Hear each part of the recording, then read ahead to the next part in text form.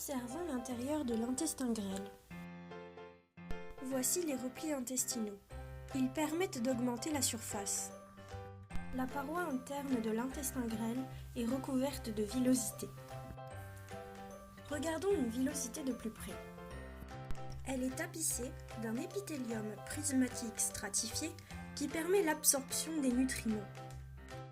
En dessous de cette couche se trouve la muqueuse intestinale. C'est un tissu conjonctif qui contient la muqueuse musculaire. Ici, on a les vaisseaux lymphatiques en vert, ainsi que les vaisseaux sanguins, les veines en bleu, les artères en rouge. Maintenant, on aperçoit les cellules absorbantes intestinales, appelées entérocytes.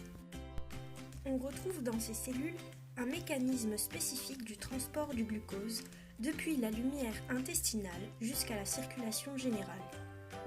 Ce mécanisme inclut différents types de protéines de transport membranaire. Premièrement, il y a le cotransporteur glucose-sodium dépendant, SGLT. Voici la bicouche phospholipidique et la perméase.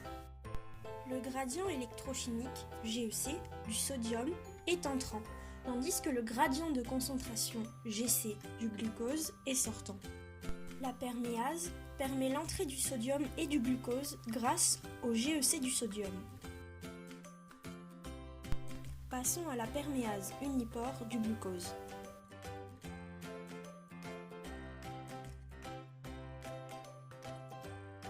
Le GC du glucose étant sortant, la perméase transporte de façon passive le glucose hors de la cellule.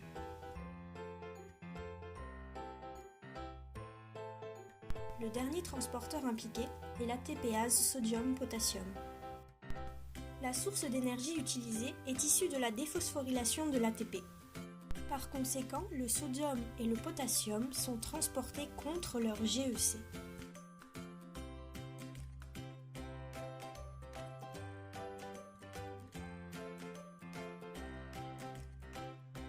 À présent, examinons comment fonctionnent ces trois protéines ensemble pour distribuer le glucose depuis la lumière intestinale jusqu'à la circulation sanguine. Dans un premier temps, les SGLT, situés sur les microvillosités, transitent sodium et glucose à l'intérieur de la cellule, augmentant ainsi leur concentration intracellulaire. Parallèlement, les ATPases sodium-potassium, au pôle basal, conduisent le sodium en dehors de la cellule afin de maintenir son GEC et donc le fonctionnement des SGLT. Pour finir, la perméase unipore du glucose va faciliter sa diffusion vers la circulation sanguine.